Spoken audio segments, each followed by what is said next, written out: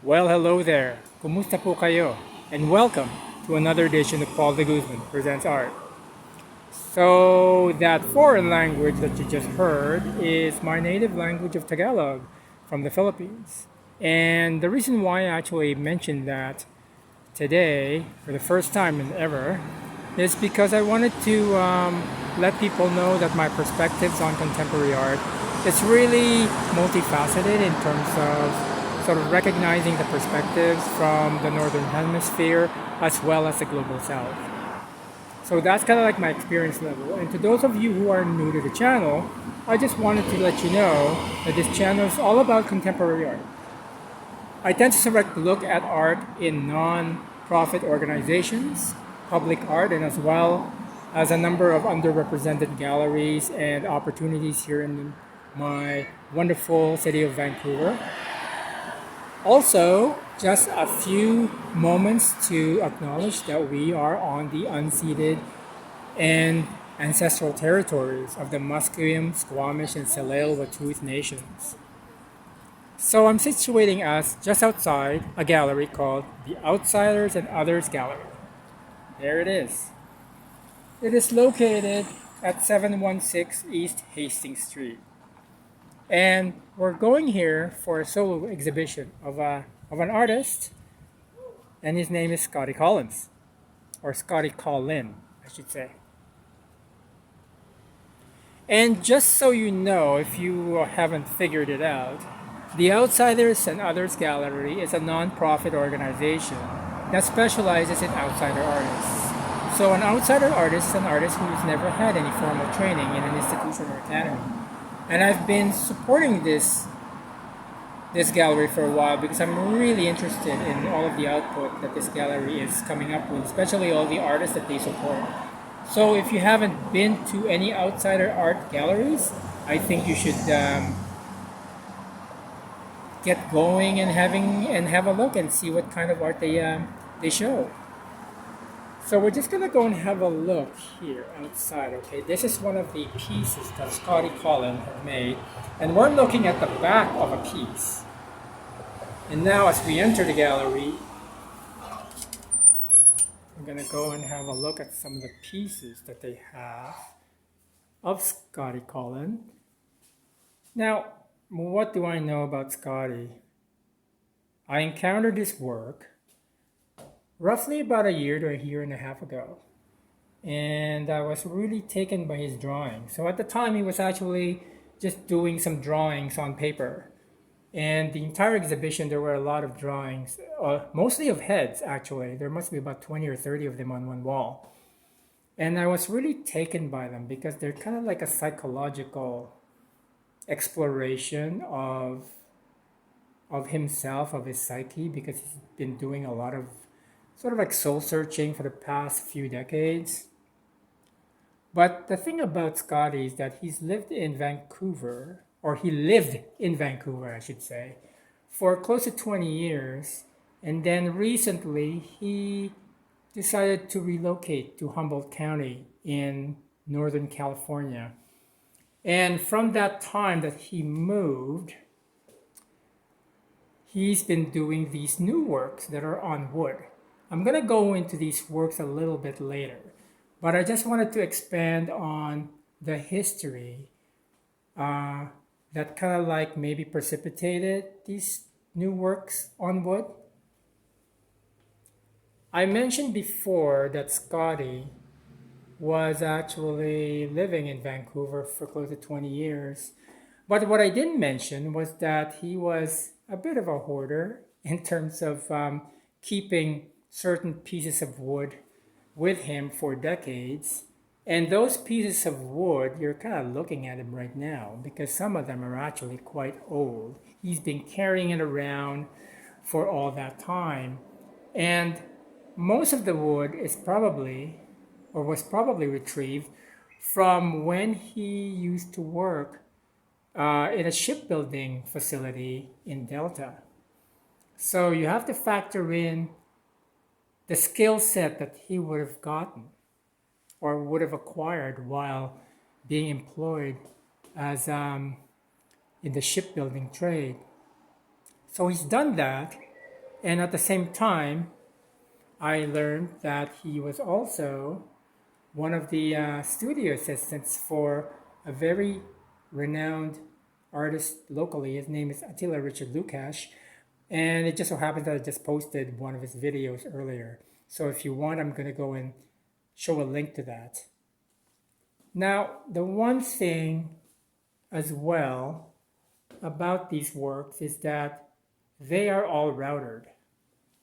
They were hand routered, as you can see, and they were also finished by hand, because like hand routering, you can't really do sharp edges on hand routering.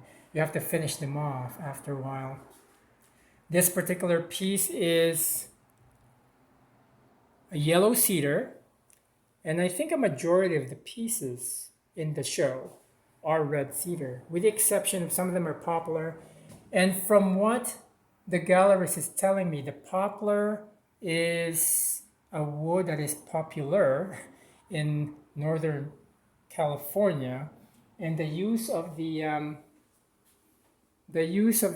yellow cedar is an homage to the West Coast here in British Columbia, where it's lived for about 20 years. A lot of the pieces, if not all of them, are actually sort of dealing with a lot of natural elements like resin, pigment, iron acetate, because he's a firm believer in sort of like using natural as much as possible anyways. Even the techniques of actually putting the colors into these wooden pieces is almost quite naturally holistic.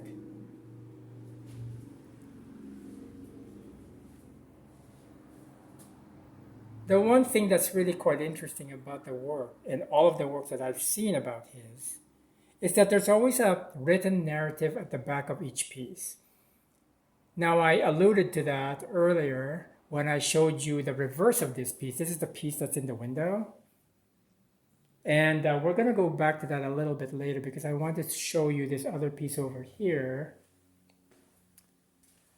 which is actually a hand-carved, hand-routed, I would say, print.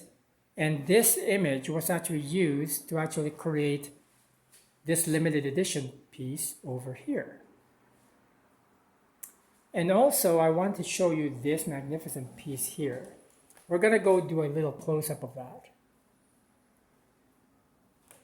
Because when you go in up close, you see how the thin veneers are all kind of like maybe glued together. So what he did was, apparently, he harvested a bunch of driftwood in California, dragged it all the way from the shore to his studio in Humboldt County, and then cut them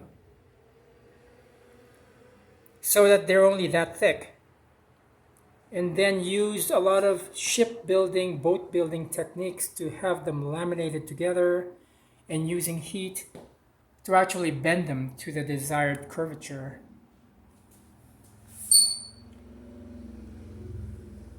So there's a lot of dedication in terms of woodworking. This guy has mad woodworking skills. It's almost very Japanese in terms of like a lot of the joinery and a lot of the mechanisms for gluing all of the little layers of veneer. I would call them veneer. They're not really veneer, but it's kind of veneer-like in terms of its description and fabrication. And the one piece that I wanted to show you as well is this piece. And I'm gonna go and attempt at flipping it over. Okay, I'm gonna go and flip it over. There. Because when we flip it over, you see how there's this sort of like story, handwritten story,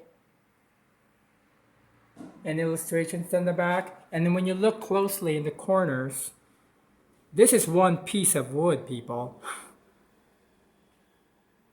See how the curve is natural? There's like no breaks in the wood. And when I described these drawings earlier in the beginning, this is kind of like more of a feel for what the drawings look like. There's text, there's image, and usually it's a headshot of, well, it could be an abstracted headshot. It's mostly sort of cubistic. Some of them are expressionist, but you get the picture. And this one is called The Guardian, and each and every one of them has a different narrative that's written on the back. So, in Paul de Guzman fashion, I'm going to go and have a look at my favorite over here, which is, this is the red one's my favorite. But you know what, it might not be very good in terms of like catching the, so we're going to go in here and have a look at this one. So thank you for tuning in. And if you lasted this long, you obviously liked this video. So you might as well click the thumbs up button. Also, if you haven't subscribed, consider doing so. It's free, so don't be such a cheap you-know-what.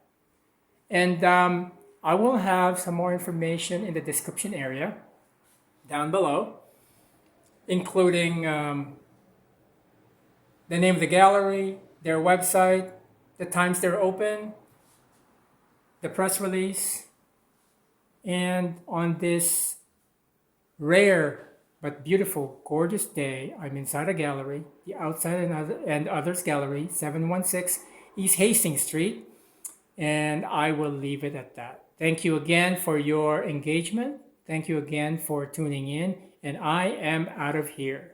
Goodbye.